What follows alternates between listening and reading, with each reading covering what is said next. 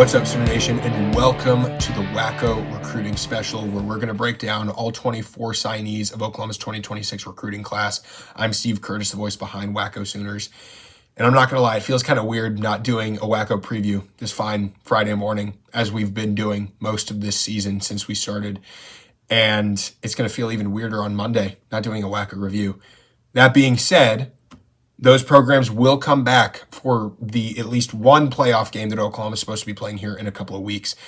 But what we're going to be doing in the meantime to fill those slots, of course, today we're doing the recruiting special, and then on Monday we will be doing a college football playoff reaction, since Sunday is Selection Sunday, when we find out the 12 teams that make it into the college football playoff. So we'll do a whole reaction to that will come out Monday morning, and we'll break that whole thing down and just talk about where Oklahoma is going to move on from there. But in the meantime, we got to talk about these recruits. But before we do that, Wacko Sooners, we try to have as much content for you as possible. So to make sure that you don't miss any of it, be sure to like, comment, hit subscribe, hit that bell button so you never miss an episode. Plus, you can follow us on all of our socials, Instagram, TikTok, and Twitter X, all at Wacko Sooners, for live news updates, game highlights, and of course some memes to keep it lighthearted and fun sometimes, like we'd like it here in Sooner Nation every once in a while. But go hit those follows and subscribe. Stay in the Wacko loop at all times, always. We love creating stuff for you. That's why we're here. Now, that being said, I'm super excited to talk about these 2026 signees. It's a really special group of guys. We will be using Rivals and On3's rating system for all this recruiting analysis that we're going to be doing. So if I say someone's a 4-star and you're pretty sure they're a 5-star, or OU's class is ranked here and you think that they're actually ranked higher than what I'm saying, I beg you, go check Rivals and On3 before you come at me. If I'm inaccurate to Rivals and On3, then by all means come and get me. But we can have differing information. Both things technically be true. But anyways, that being said, let's dive right in. Just a brief overview of the class. Oklahoma scored 24 commits this cycle, 12 on offense, 12 on defense. And Oklahoma's coming in ranked 17th nationally in the recruiting classes, and they're holding a high spot in 2027 at second, right behind Texas Tech. And we will talk about that another day once we've wrapped up with 2026 cycle and the playoffs as well. So we're going to break this down by sides of the ball. We're going to do defense first in ascending order from lowest rating to highest rating. And then, of course, we're going to move over to offense and do the same thing, lowest rating to highest rating, and then we will close out. So buckle up. We got 24 new signees to break down. First off, we got Nico Jandro, 3-star safety out of Hamilton High School in Chandler, Arizona, 5'11", 200 pounds. All right, this guy is crazy. We love us some Nico Jandro. Now, Nico's one of those guys, he's jumping off the screen at you, right? Because he doesn't play the game at half speed. Every snap, he's on a full-on collision course like a meteor headed for Earth, all right? Every tackle, he's full commitment. Every play, he looks like he's trying to prove a point. He's really physical. He's fast. He's fearless. He's got that really versatile combo that Oklahoma loves to see in their recruits, and it's a really clear path for him in Brent Venables' defense with that kind of versatility, right? Because while some programs would struggle to figure out where they want to line him up and try to make him focus on one thing or the other, OU looks at that versatility and says, even better than a just one-trick pony. We like our caterpillars that can morph into butterflies. Or I guess a chameleon would be a better analogy for that. But when you turn on his film, right, you see a defender who's really comfortable doing anything and everything. He will trigger downhill from deep to blow up a run. He can fly off the edge on a blitz and cause some real chaos out in the backfield. And he's got some classic kind of cheetah DNA almost. Again, that versatility, but he's also really aggressive, and he's got enough athleticism to move him around a formation all over the place without becoming a liability in that movement. So whether he develops to be more of a safety guy that, he could entirely be, if that's what it shapes out to be, kind of like Michael Boganowski. He's been playing a lot of safety lately, not doing tons, kind of lower down in the box. Or maybe Nico's going to develop more into a cheetah, like we've been seeing with Kendall Daniels this year, who is absolutely fantastic. Now, of course, Nico's a lot smaller than Kendall Daniels, but the blueprint for a guy with his kind of versatile skill set is there, all right? And that's what makes his commitment so exciting, because he fits exactly what this staff loves to work with. Now, what really stands out here, he's not just a box enforcer, right? Now, when you think about a potential cheetah, you kind of worry about that. Is he going to get stuck kind of down low?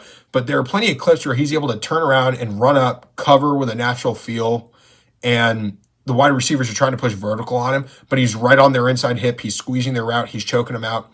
And he doesn't have that prototypical linebacker size, all right? So he's not clearly a linebacker, and he doesn't have necessarily elite safety speed, so he's not necessarily a fix at safety either. That's that versatility we're talking about, because he's got a great blend that gives OU a multi-purpose weapon, which is what BV loves to have, because these Venable defenses that we've seen as it's improved year over year since he was hired, it's built on flexibility and disguising the coverages and disguising your true intentions. And guys like Nico will become massive contributors because of how dynamic they can be.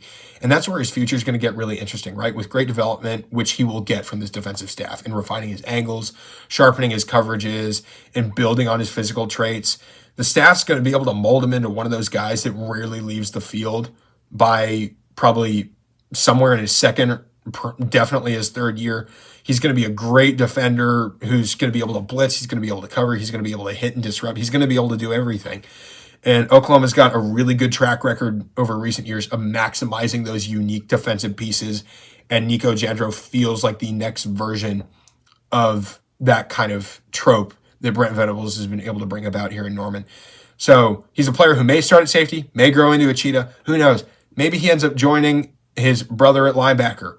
But ultimately, he's going to carve out a role that only he can fill because of how dynamic he is. All right, next up, we've got Kristen Megatron Moore, 3-star linebacker out of Selma High School, Selma, Alabama, standing at 6'2" and coming in at 220 pounds. Now, Megatron, and yes, that is the only way that we will refer to him here, Megatron Moore. He arrives at Oklahoma as one of those recruits. He feels like a hidden gem, kind of waiting to be unlocked, right? He's not the guy who's been plastered across rankings and headlines, and he knows that, but he also knows that he's the kind of player that's really tough. He's really physical. He's an old school SEC-style backer with great instincts and stopping power that you flat out cannot manufacture, right? That's why the staff moved so quickly on him once they got their evals in. Now, he got his offer on Thanksgiving, so a week and change ago, but 4 days later, he told Oklahoma he was all in. It was without a doubt. Now, on film, Megatron, he's a throwback in the best possible way, right? He's a true middle of the defense enforcer. He's someone who's not going to dance around contact. He welcomes it. He wants it. He goes to find it. And he takes on his blocks with heavy hands. He shocks the linemen backwards. He sheds them cleanly. And he's going to arrive at the ball with all kinds of authority that's going to change the tone of the game, a lot like Danny Sussman would when he would get into his groove in the run game. And his instincts, they're really advanced for his age, right? Because he sees the play, he diagnoses it, and then he's going to immediately fire downhill without hesitation, and he's going to blow it up. Now, between the tackles, he plays like the type of linebacker that programs used to build their defenses around. But what really makes him interesting is that he's still in the early stages of what he could become. So there's a lot of room for further development and more dynamic play there. Now, he already moves really well laterally, right? He mirrors the ball carriers naturally. He's got flashes of athleticism that suggest he'll continue to grow in space as he develops. And he may not be the fastest guy in the class, but his foundation, it's absolutely solid. He's got great physicality, discipline, great use of leverage, and he's got a really good feel for the game. Now, in the Switzer Center, he's walking into one of the best development environments for a linebacker in college football. Brent Venables, Nate Dreiling, Wes Goodwin. This staff has decades of top-tier experience in turning overlooked or underranked prospects into reliable and disruptive starters that are massive contributors early. Now, with time and coaching and refinement on his footwork and his coverage, Megatron, he projects as someone who's going to anchor the inside of the Oklahoma defense there in the second level. He's going to be a great run game eraser, downhill force who's going to set the physical standard for the entire defense, like Danny Stutzman used to do. Alabama 2024, laying out Jalen Milroe, first Alabama snap of the game. Set that tone hard. Megatron can be a lot like that. Now, of course, he's coming into the class a little underrated, in my humble opinion, but his mentality added with his capacities and with the staff behind him, Megatron Moore has a real chance to be one of Oklahoma's biggest evaluation wins. a kind of player who proves that OU was right to trust what the tape showed long before rankings ever did. Next, we got another Jandro. We got Bo Jandro, twin brother of Nico, 3-star linebacker out of Hamilton High School, Chandler, Arizona, coming in at 6'1", 215. Now, Bo, he arrives in Norman as one of the bigger wins, I guess, of the 2026 class. Yes, he's a 3-star. So one's asking, Steve, why is he an important win? Well, fought off late pushes from Oregon and Texas to get him. And that late effort tells you everything you need to know about the staff and how they view his ceiling, right? Now, while he and his brother Nico, they committed together, but Bo is far from a package deal guy. He's a high-end defensive prospect in his own right. And he's got great tools to eventually become a centerpiece of a BV linebacker room. Because when you watch him on tape, the first thing that jumps out is how he blends a Mike's frame with the movement skills that don't usually come with that body type. Because he looks like a classic interior backer. He's got a strong build. He's thick through his shoulders. He's built to play in the trenches. But on film, he covers ground like a true sideline to sideline defender. He can get across there really quick, and he diagnoses quickly. His football IQ is fantastic. He triggers even faster than he diagnoses, and he arrives at the carrier with a clean, controlled kind of violence. Now, while most high school linebackers can run, very few can run, square up, and finish with technique, and Bo does it over and over again. Now, Hamilton High used him all over the defense, right? And that versatility, like his brother Nico shows, it's a major part of what Oklahoma sees in him, right? He's been a stacked linebacker. He's been a space player, even a stand-up edge rusher in short yardage situations. And on the edge, he even shows like a real pop. He's got heavy hands. He's got good, strong leverage, and he's willing to take on blockers instead of dancing around them. And paired with his range, that gives BV a rare developmental profile, right? A linebacker who can eventually be a true 3-down Mike, someone who plays physically inside, but he's not limited to the box, and he can get out there and do some damage. And what's super exciting for us about Bo's future is how much room he still has to grow as he gets into Oklahoma's strength program, and he adds muscle, he sharpens his technique, and his game, it should become more efficient. And even if he sacrifices a little bit of twitch for that added size, the trade-off makes him even more dangerous as a block eater and interior run defender, just because he's going to be so big and strong.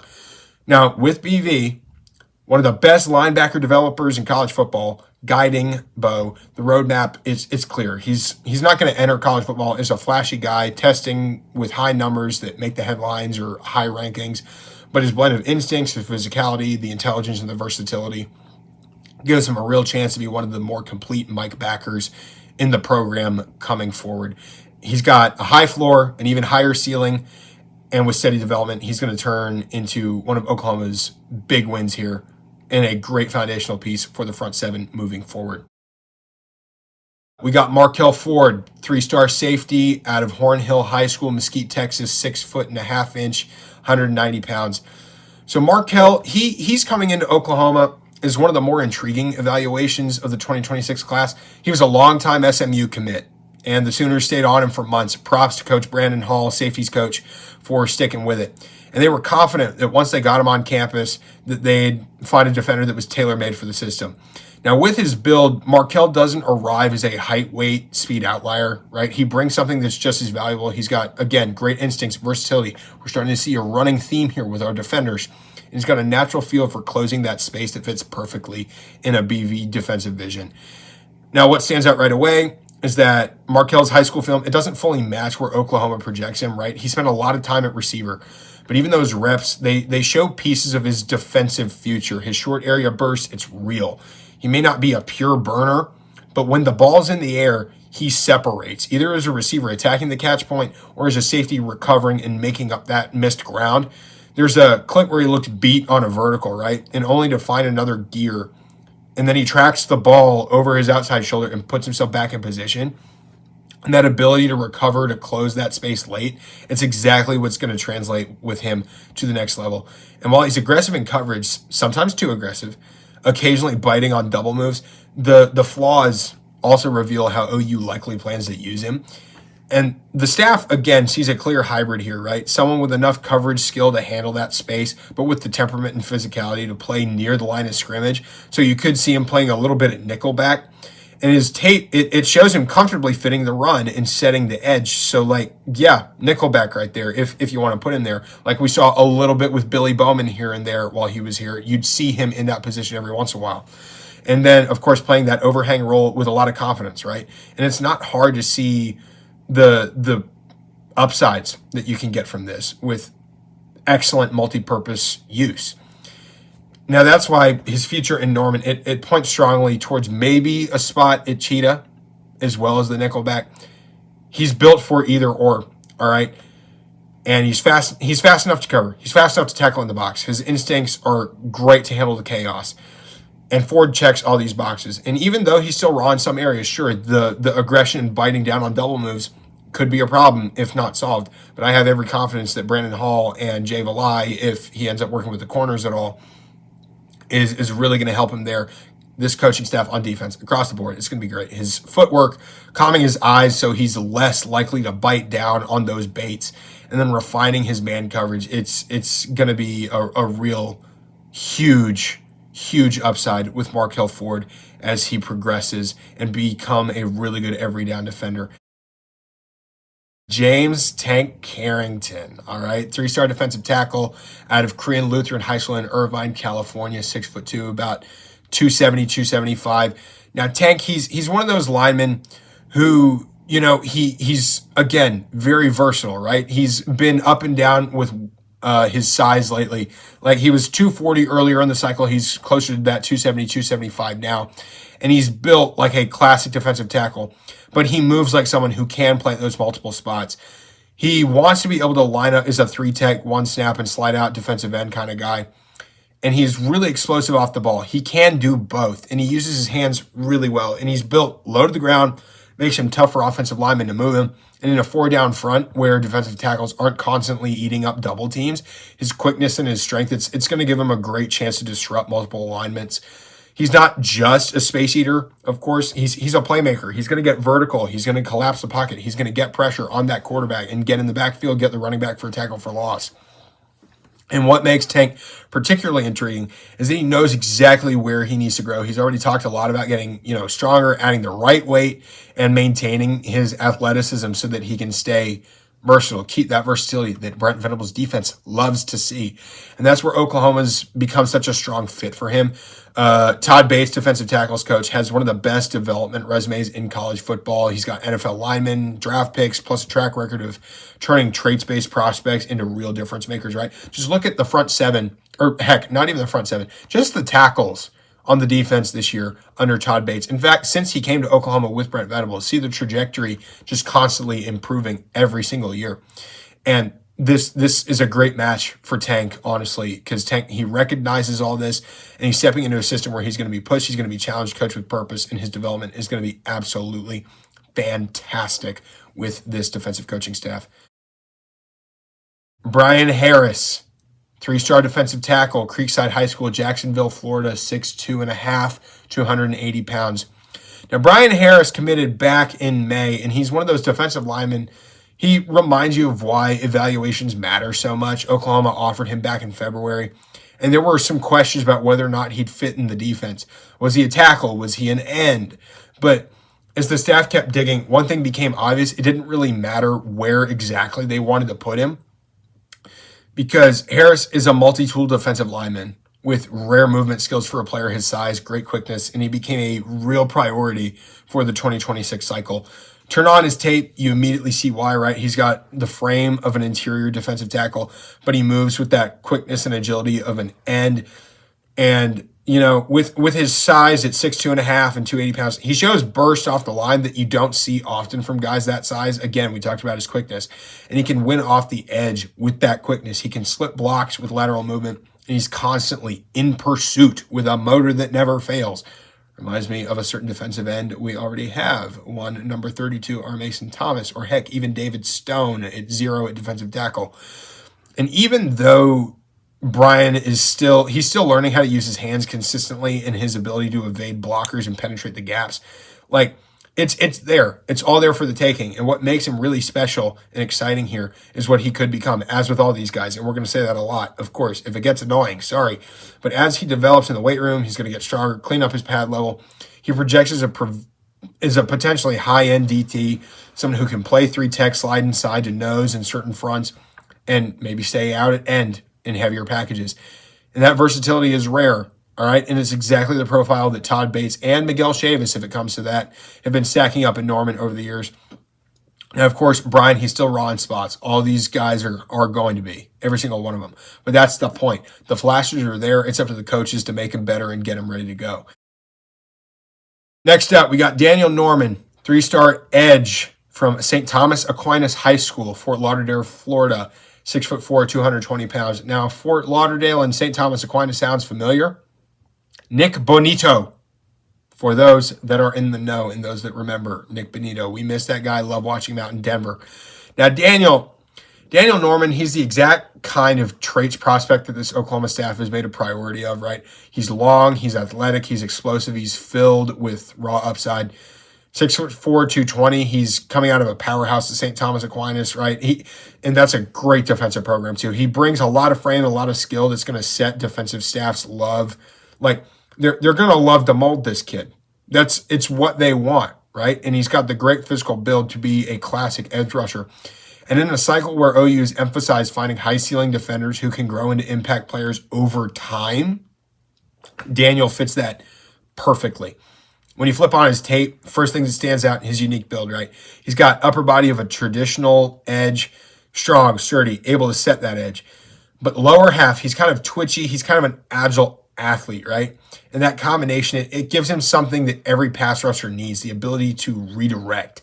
His change of direction, it's really easy to find. It's really fluid. And it shows up again and again. And even if he looks a little top heavy at first glance, he plays with surprising balance. He can absorb a punch. He keeps his feet and he turns the corner with great control. And once he learns how to really bank around offensive tackles and get that bend right and sink that inside foot, he's got a chance to be a really high-level pass rusher. And the physicality is incredibly exciting. He's not just winning with his length or that bend that still needs to be found. He shows great strength at the point of attack. He handles contact better than most young edge defenders. And because he plays in South Florida, he already is tested against legit competition. And his production last season, right? 11 tackles for loss, 8 pressures, 7 sacks. Feels like a pretty dang good starting point. Not going to lie to you here. Dane Bathurst, 3-star edge out of Carmel High School, Carmel, Indiana. He actually grew up in the greater Tampa area. My boy, Tampa, Florida. Shout out to the 813. But Dane is standing at 6'3", 230 pounds. Now, Dane Bathurst, I'm not sure. I still don't know. We'll call him Batman. Is one of the most defensive. He's one of those defensive prospects that makes a lot of sense the moment you turn on his tape, right? He's been on Oklahoma's radar for months with good reason. He's racked up a monster season with 19 TFLs, and the film shows exactly how he got there. Relentless effort, natural pass rushing feel, and great versatility that the staff loves. Man, I'm saying versatility a lot today, but what can you do? Now, Dane, Batman, he plays with a motor. It never shuts off. Over and over, he's either beating the offensive tackles early with that burst, or he's simply outworking everyone on the field to chase down the ball carrier. For someone with his frame, right, he bends the edge naturally, he carries speed through the corner. He's got great speed to power transition, so you look for that in an edge, right? And he uses his length and that strength to keep blockers off of his chest. Then there's the spin move, a hidden gem on his film. It is shockingly polished for a high school kid, which makes sense considering he's trained under Colts legend Robert Mathis. Now, on paper, fits the edge roll like a glove, but what makes him fascinating is the possibility of maybe starting at linebacker. All right, isn't a ton of tape of him playing off the ball that way, but the flashes are promising. The downhill triggering, he does it confidently. He closes fast. He understands pursuit angles. Big question is hip mobility, comfort in space. Can he get that change of direction right? They're not necessarily weaknesses, just areas that he hasn't had to showcase that often. And that's where the Brent Venables, Miguel Chavis development is going to come in. No matter where he starts, edge or linebacker, there's a clear role for him in this defense. Matthew Nelson, 3-star edge out of Bryant High School, Bryant, Arizona, 6'5", 215 pounds. Now, Matthew Nelson, he's one of those recruits who immediately makes you kind of sit up when you turn on the film. 6'5", 215, right? He's long, explosive, packed with raw athletic upside. Oklahoma secured his commitment earlier in the summer after he participated in some camps. And even though he wasn't a nationally renowned name at the time. It didn't take long for people to take notice and understand why Oklahoma moved so quickly on him. He is the exact type of developmental edge that Venables and Chavis love to have, because the first thing you notice, that burst, all right? It takes about 10 seconds of watching his tape to realize his athleticism. It's just different, right? When Nelson gets a clean runway, he closes space at a level that very few edges in this class can match. But what makes it particularly exciting isn't just the natural speed, it's the motor behind it. Again, we're talking about motor a lot with these defensive ends.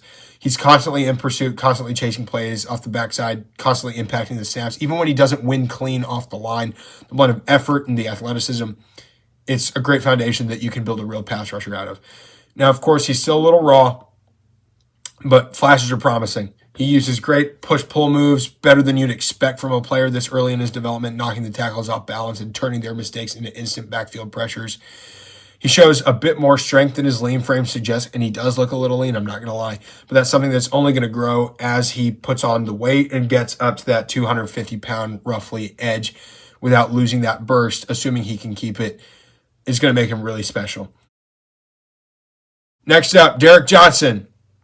4-star corner out of Murrieta Valley High School, Murrieta Valley, California. He's 6'2", 170 pounds. Now, Derek, he's one of those corners who feels like he was built specifically for what Oklahoma wants to do out there in the secondary. He brings great length and physicality, great secondary instincts that BV's staff prioritizes there with Jay Valai out on the outside. And OU's been after him for quite a while. And when he finally committed during a visit weekend, it capped off a stretch where the staff clearly had made him a top priority. Turn on his tape, you immediately understand why. He's incredibly comfortable in short zone looks that Oklahoma leans on with its corners, and those situations where, like the DB, they have to read, react, and trigger downhill all together. And he plays those reps with confidence and aggression. He comes up fast in the short passing game, and it sets a firm edge against the run and delivers contact like a much bigger player. His style fits the Sooners' defensive identity almost perfectly, right? He's long, these long physical corners who don't shy away from being tackled, or doing the tackling, I should say. That is what this defensive system loves to do. And since he's so technically sound, I mean, he's been coached by a dad with NFL experience, for crying out loud. He's got a great mentor in his dad. And it's easy to overlook the athleticism underneath it all, right? Johnson might look like a pure zone corner, but when you catch him playing offense, which you see him doing every once in a while, you see more long speed than he's often asked to show on defense. In his game, it's not built on that blazing top end speed, right? It's built on length, leverage, anticipation, physicality. And in a league where corners have to win with their brains as much as their feet, that combination is extremely valuable. And really looking forward to seeing what Jay Valai is going to be able to do with him over the coming years. Jacob Curry, 4-star linebacker out of Nice High School in Ponte Vedra Beach, Florida, 6'1", 200 pounds. Now, Jacob is the kind of linebacker, his story, it makes a lot of sense, right? He's been on Oklahoma's radar for a long time. His first offer ever actually came from Nate Dreiling back in 2023 before Dreiling moved to Oklahoma.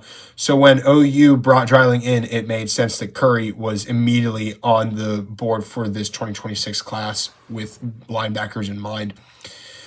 Now, when OU made him a priority over the summer, they brought him in for his OV, and it wasn't the start of the relationship, right? It was a continuation because of that relationship with Dreiling. Now, on the field, Jacob, he brings exactly what the staff wants in a linebacker: speed, explosiveness, great ability to play in space.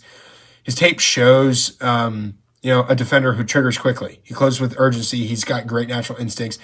And he's fluid enough to run with backs and tight ends, but physical enough to scrape and fill on the inside. And again, what's the big word we've been using so far? Versatility. It's a big part of what makes him an important pickup. OU can project him at will, at Mike, and as he develops, even as a hybrid, maybe fitting in as a cheetah, right? In certain packages. You never know. And he checks the box for every modern backer box that you want, right? Fast, smart, aggressive, ability to get down there and do the work, get dirty. And what really pushed Oklahoma over the top for him was the staff's vision, and it makes sense with Brent Venables, Wes Goodwin, and Nate Dreiling all leading the charge in that linebacker room.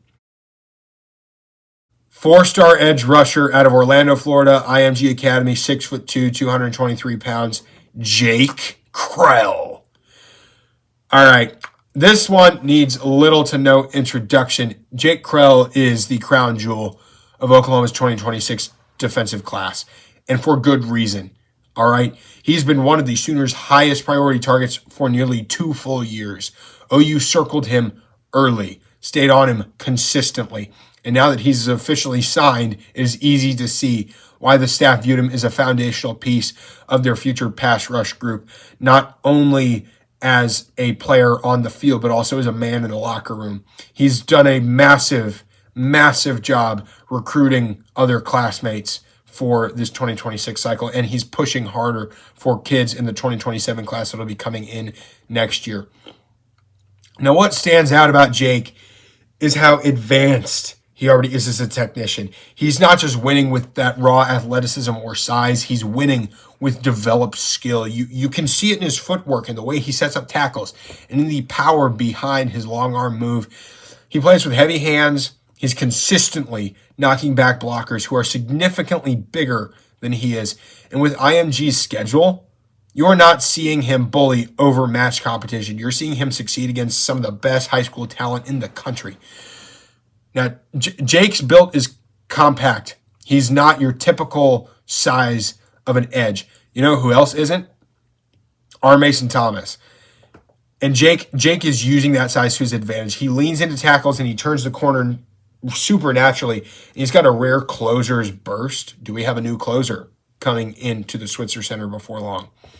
And that's going to show up when it's time to finish and play, right? Some players, they get within a step of the quarterback and they stall out. Krell accelerates. He's got elite balance, maybe the most underrated part of his game, because whether he's absorbing contact, spinning off a block, or flipping his hips at full speed, he stays controlled and upright. And that's why his production has been so consistent year after year after year. One story I love about him this senior year is he had a game where he had 3 consecutive sacks on 3 consecutive plays. Dude just popped off. And in this Oklahoma defensive system where it's all about aggression, get after the quarterback, get in there, do your damage, and Miguel Chavis being an absolute psychopath, and Jake honestly being a mirror of Chavis's personality, he's going to be an edge that can contribute early. He's polished enough to get reps right away. I have no doubt that Oklahoma will be seeing him in certain packages early in 2026. But of course, as always with these recruits, there's plenty of room to grow under Miguel Chavis. And the staff, they see this kid, they see the great motor, the great burst, great technique to eventually become a top pass rusher in the conference. All right, with added strength and refined hand usage and, continued development of his counter moves, his upside is enormous, an absolutely massive get. And this kid played a little bit of a game with his commitment when he planned on waiting out the first half of the season to see how everyone went. He was stuck between Oklahoma, Texas, and Ole Miss. And then towards the end of the summer, he announced, I'm actually moving up my commitment date after swapping some visit dates around. And it scared Oklahoma fans. We were shivering in our boots, and then he announced he was committing. And what do you know? It was a great day for Sooner Nation to hear that Jake Krell was coming up to Norman. We're going to move on to our 12 offensive signees. Starting off, Trace Rudd out of Blue Valley Northwest High School, Overland Park, Kansas. 3-star kicker, 6 foot, 185 pounds. Now, Trace Rudd is a name that OU fans are going to want to remember for a while, all right? He has become the first kicker in nearly a decade to take an official visit to Norman. Now, OU didn't bring him in just to look around, right? They targeted him, evaluated him closely, and the moment he returned for a June workout, he earned his offer. Now, he's officially signed on, and you can see why the staff pushed hard to bring him into the field. Rudd's a technician. He's got a powerful leg. More importantly, he's wired the right way for the position. Talk to anyone around him, and you hear the same things. He's consistent, he's competitive, and he's cool under pressure. When he visited Oklahoma earlier in the spring, he talked about how the program operates, like the urgency, the pace, the energy. And he loved that the entire team finishes practice by surrounding the kickers and creating like game-like pressure situations. And he wanted to lace up and jump in immediately, which tells you a lot about his mentality. Reminds me of a certain kicker that Oklahoma has right now. Because you know who this kid's going to get to sit behind for a year and learn from? Tate Sandell, who is the best kicker in college football right now, front runner for the Lou Groza Award. He's 23 of 24 on field goals, perfect from 50-plus yards, and perfect on PATs. You cannot ask for a better mentor from a young specialist like Trace Rudd. Because Trace, he's coming into a program where excellence at the position is a standard. And in recent years, kicker has been iffy. Now, his mechanics are clean. He's able to handle high-pressure situations. His ball flight is consistent. His length strength is only going to improve as he matures physically. Add in the fact that he's already built a strong connection with Doug Deacon, the special teams coordinator, and the rest of the staff. It is clear why Norman felt like home to him even before his commitment. And I'm really excited to see what Trace Rudd is going to become in the coming years, especially with Tate Sandell kind of helping him out and coaching him up over the 2026 season. Ryder Mix, 3-star tight end at a Lone Star High School in Frisco, Texas, 6'4", 220 pounds. So Ryder, he's one of those commitments that just feels kind of right for Oklahoma. Okay, he's a natural fit at tight end physically. More than that, he's a lifelong Sooner. His dad pitched for Oklahoma back in the day. He grew up wearing crimson and cream. And the moment he stepped on campus for a camp, everything just kind of clicked. He dominated the workouts. He talked things over with his parents. And by that Saturday, he was on the phone making Joe John Finley the happiest coach in the world. That's a direct quote, by the way. And Ryder was the first commit of this cycle. He was committed back in the summer of 2024 before the disastrous 6-7 season. And he stuck with it the whole way. Never once wavered. Now, on the field, Ryder, he brings a modern tight end skill set that matches perfectly with how Oklahoma wants to use the position, especially with how Ben Arbuckle has shown that he likes utilizing the tight end. Looking at Jaron Kanik, who's over 500 yards this year. Now, Ryder, he's big enough to play in line. He's athletic enough to flex out. He's competitive enough to hold up in the run game as a blocker. He moves really fluidly for his size. He catches, naturally away from his body and shows the kind of stride length that makes him a tough matchup for backers and safeties. And there's a real reason that Joe John pushed so hard for him after seeing him live, right? Ryder has the versatility to do a little bit of everything. He plays with a smooth, confident style that projects well to the next level. And what makes his future especially promising here is the developmental path that he's going to get. Now, while Joe John Finley's gotten a lot of hate over the years here at Oklahoma, he does a good job at maximizing tight ends. Jaron Kanik is a perfect example of that. A guy who played linebackers for his 3 years at Oklahoma, and immediately upon moving over to tight end in his first year, he's, one of the top pass catchers on the roster. So that's a great thing to look at here as Ryder Mix comes into this 2026 recruiting class. Xavier or ZZ Okufuleze, I believe that's how you pronounce that correctly. ZZ, if I got it wrong, I'm sorry, buddy. 3-star wide receiver at a Rejoice Christian School, Owasso, Oklahoma, 6'4", 198 pounds. Now, ZZ is the only in-state recruit of the 2026 cycle, but that makes it really exciting, right?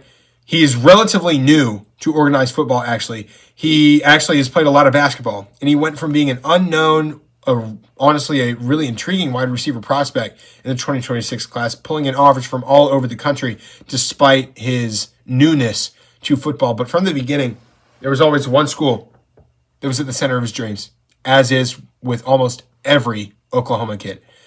Now, Oklahoma, it wasn't just another option, it was the option, right? So when Emmett Jones, Jim Nagy, Brent Venables, they finally called to offer him, the reaction was everything, right? His mom nearly cried, his dad was screaming, and ZZ, it was one of the fastest commits that Oklahoma's ever had. Now, on the field, ZZ, he brings a rare blend of size and speed and a lot of potential, right? He's 6'4". Thank goodness. We need some better wideouts. He's already pushing 200 pounds, right? He's maintaining the same long striding burst that made him a standout early. And he's actually really fluid for a big receiver. He wins downfield with his length. He has that type of frame that defensive backs are going to hate dealing with. And what excites the staff the most isn't that what he is, it's what he can become. His senior year was only his second year of football. Ceiling's enormous. Emmett Jones has already told him he could have a similar impact as Elijah Thomas, which, we haven't seen a lot of ET yet, but we will soon. We will definitely in 2027. I expect ET to start in 2027. Now, while ET's not, of course, not the number one guy, but the developmental possibilities are endless, right? And Arbuckle's offensive system is a perfect match for ZZ. It creates a lot of space for big body receivers to win one-on-one. I know we haven't seen a lot of that this year in 2025 simply because of the size and skill of our wide receivers and the maturity of the offensive line and Mateer's inconsistency with connection to that. However, for an in-state kid who grew up dreaming of wearing OU crimson and cream, the story's already special for ZZ.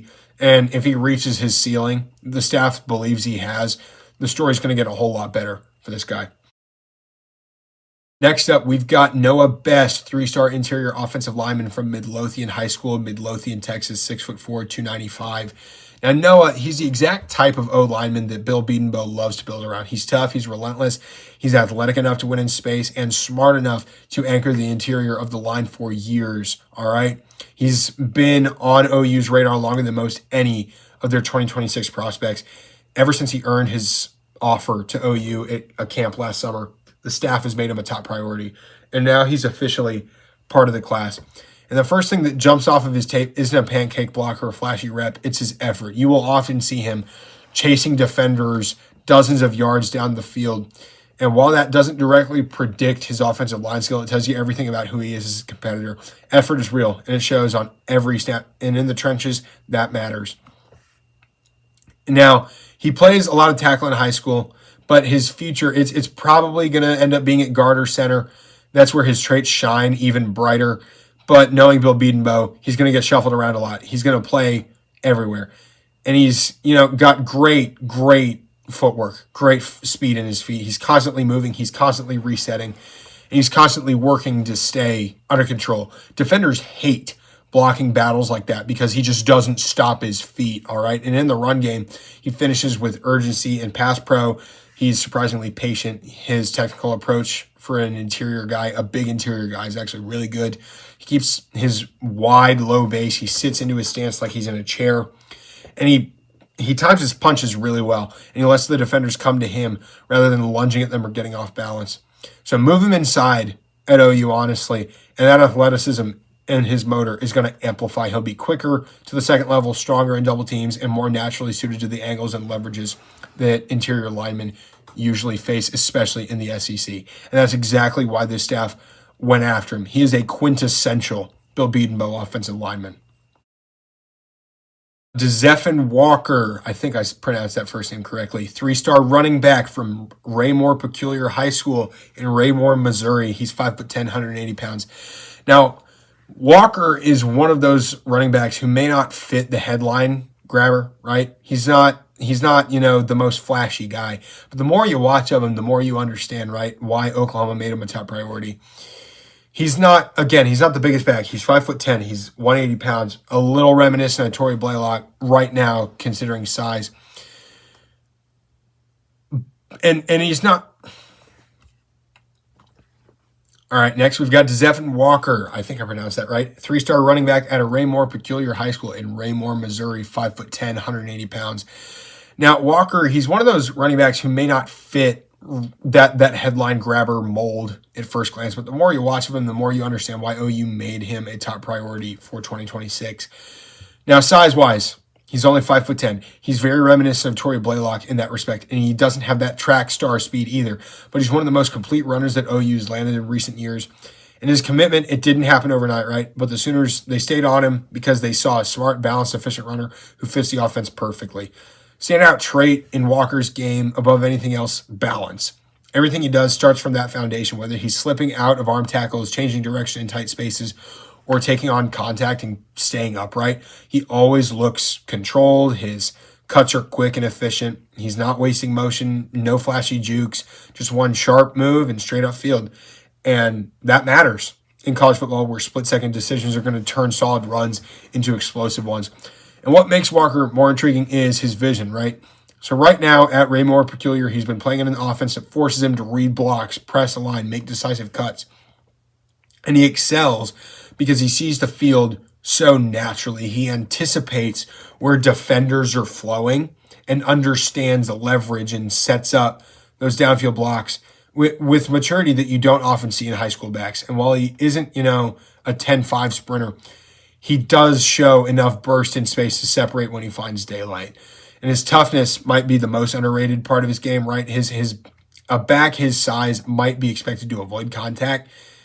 Again, like Troy Blaylock, but they won't shy away from it. They're willing to lower that shoulder, and they're going to go hit and get a couple extra yards and keep their legs churning and run through those tackles and betray their frame, or their frame betrays their tenacity and their want for taking on contact. Tyler Ruxer, 4-star tight end out of Heritage Hills High School, Lincoln City, Indiana, 6'4", 220 pounds. Now, Ruxer is the type of tight end who makes you look twice, right? Not just because of his size, right? He's a prototypical tight end size, 6'4", 220. But he's versatile enough that his high school staff has even lined him up, drumroll please, at cornerback and watch him make plays there, right? And that alone tells you how rare his athletic profile is. And once Oklahoma identified him in the spring, Joe John Finley made him a huge priority. Pairing him with Ryder Mix is a second high upside tight end class recruit, right? Going to be huge. These guys together are going to be fantastic. Now on tape, Ruxer's speed, it jumps out immediately, right? His 11:07 time in the 100 meter, it isn't just a number, right? It shows up in how he separates from backers and safeties. He's consistently finding space, consistently winning vertically, and consistently, note consistently, pulling away once he gets moving.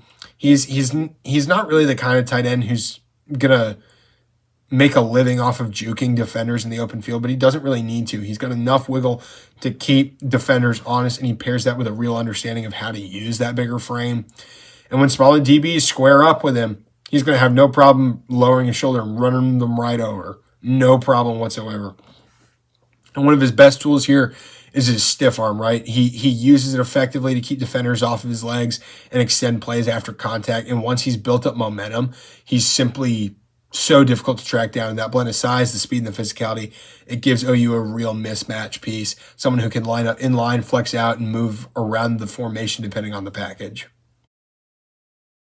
All right, next up we got Daniel Odom, 4-star wide receiver out of St. John Bosco High School, Bellflower, California, 6'2", 175 pounds.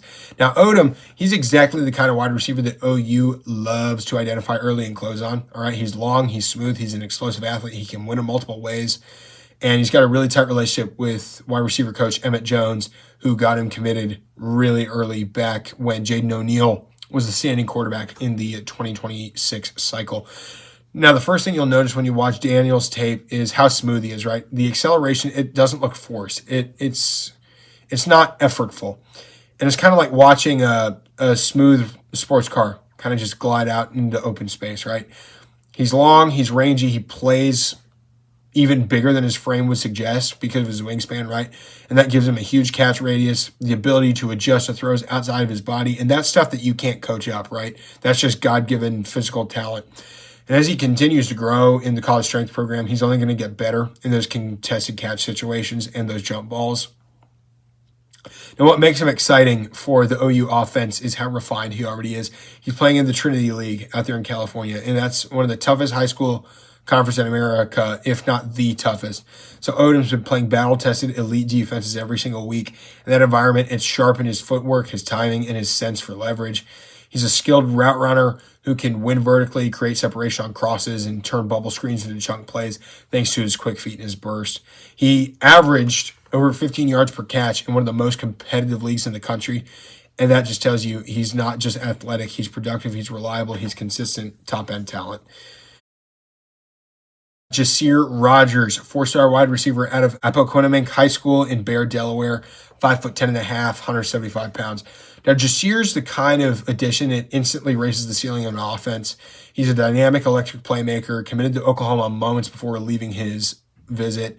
And once you turn on the tape, it's clear why the staff wanted him so bad. OU's been searching for big play threats lately.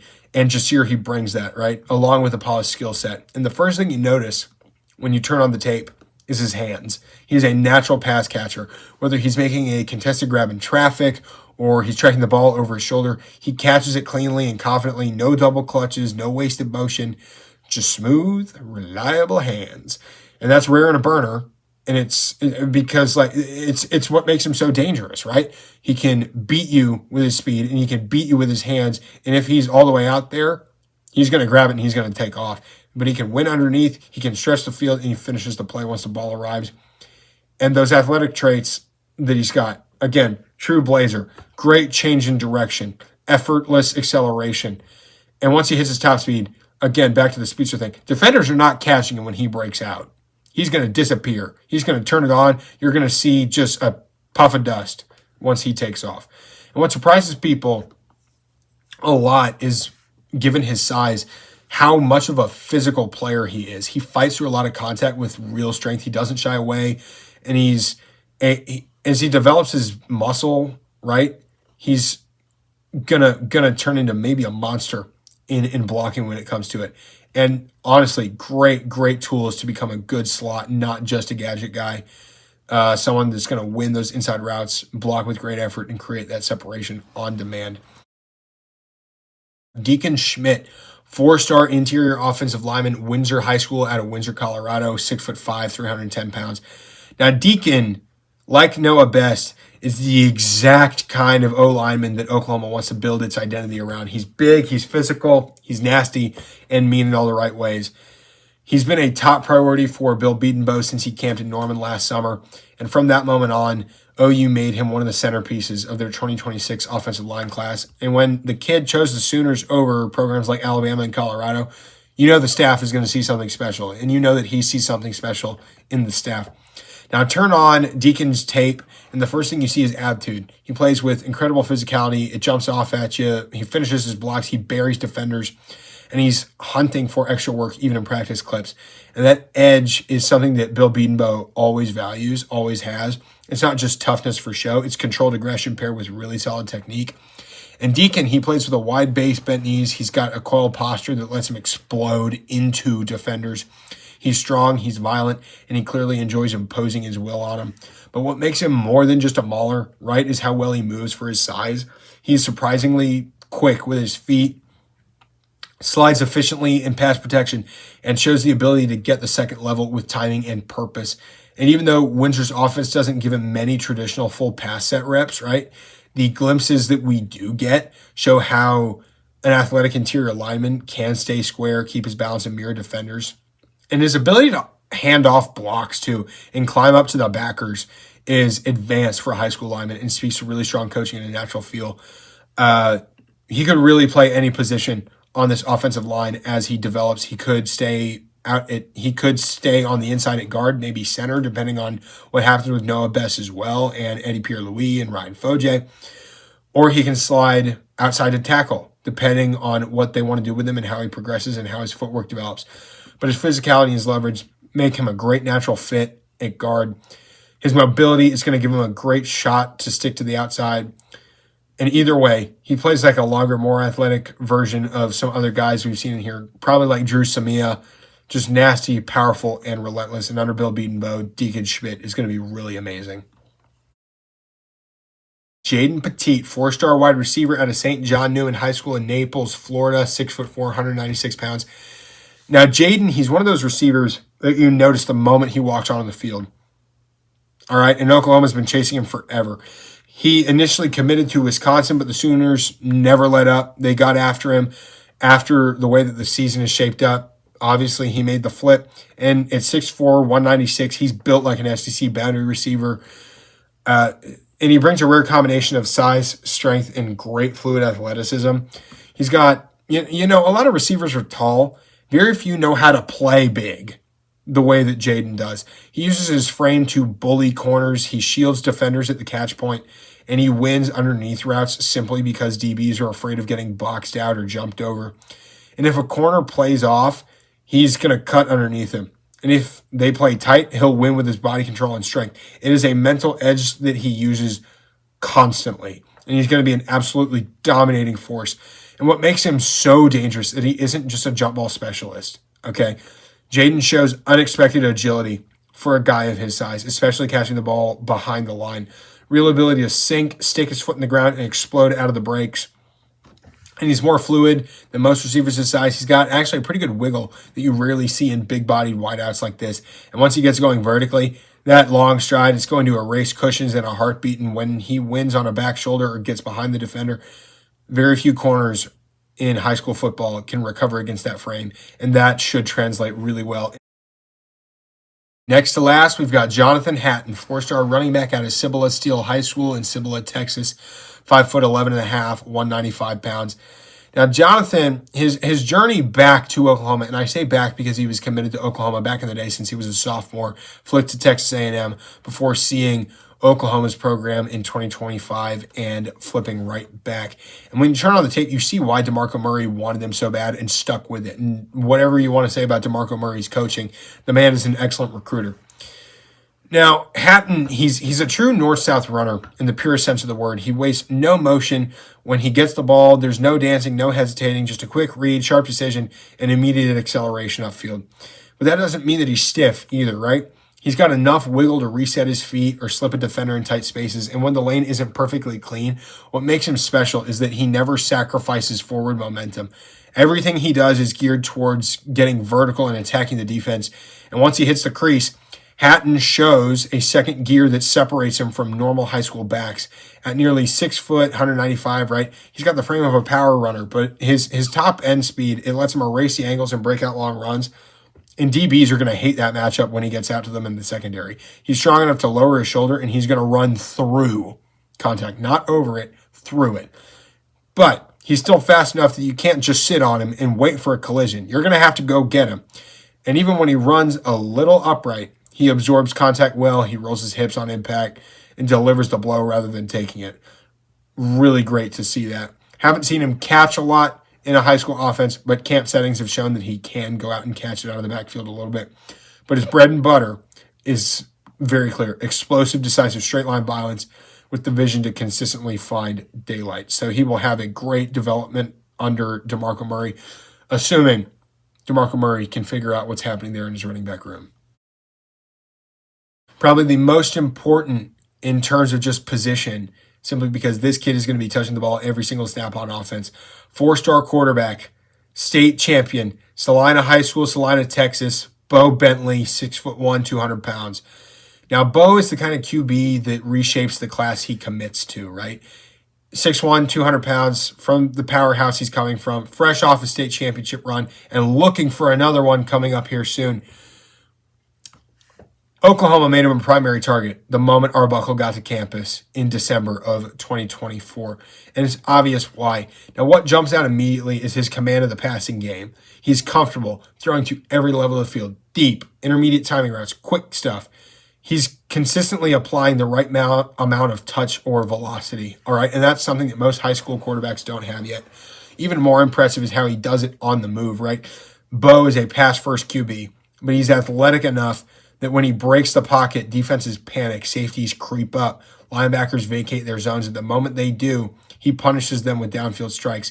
His nearly 70% completion rate, it's not an accident. He's accurate, he's deliberate, and he sees the field incredibly well.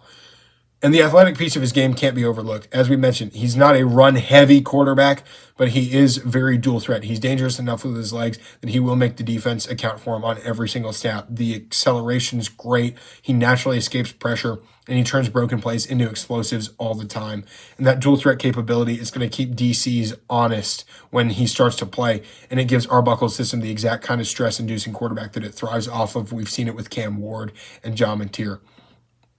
Now, what makes Bo especially exciting for OU's future is how clean his foundation already is as a senior in high school, right? His footwork, his pocket movement, and his throwing mechanics, they all translate to the college level. And with Arbuckle and Coach Coos developing him plus a year or two in a college strength program, he's got a lot of potential to become one of the more complete quarterbacks in the country. It's easy to understand why some evaluators see shades of Deshaun Watson in his game, the smooth athleticism, kind of like that poise, the ability to stay a passer first while still being a legitimate running threat when needed.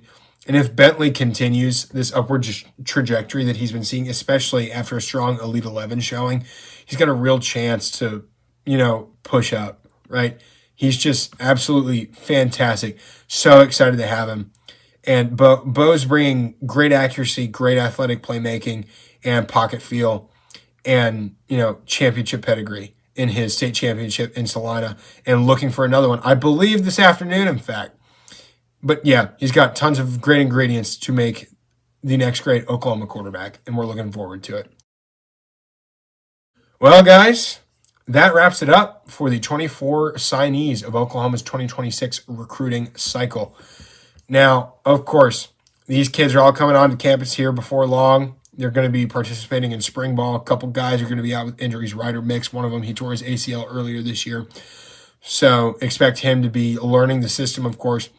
But these kids, all of them, every single one of them in every interview I've listened to or read about, every one of these kids, a major point in why they committed to Oklahoma was the family aspect in Norman, the culture that Coach V has brought to Norman and created here. And that is something that's so wonderful to see. Seeing these young guys that are dedicated to that and the way that they answer the questions of what kind of guy is Sooner Nation getting, or how do you approach this or that. Every single one of them is hard worker. I'm going to get down. I'm going to do what this team needs me to do. I'm here to do the work. I'm not here to start necessarily, would like to, but we're here to do the work. We're going to compete. We're going to be the best we can at everything, and we are a tight community. Love to see that out of so many young men, because they're all 17, 18 years old. So to see that kind of maturity in them is amazing to watch as a fan over here on the sidelines, just watching these young guys come in and be the foundation for Oklahoma football moving forward. Well, Sooner Nation, that is going to wrap it up for this Wacko Recruiting Special, where we break down all things about these 24 signees in this 2026 recruiting cycle. Be sure to like, comment, and subscribe. Hit that bell button so you never miss any episode of Wacko Sooners that we have coming out. We are available here on YouTube.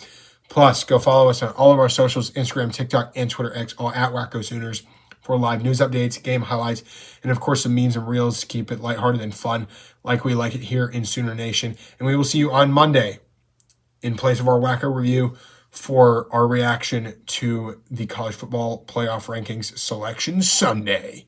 Where will Oklahoma be? We don't know yet. Hopefully we stay at number 8 and get to host a playoff game.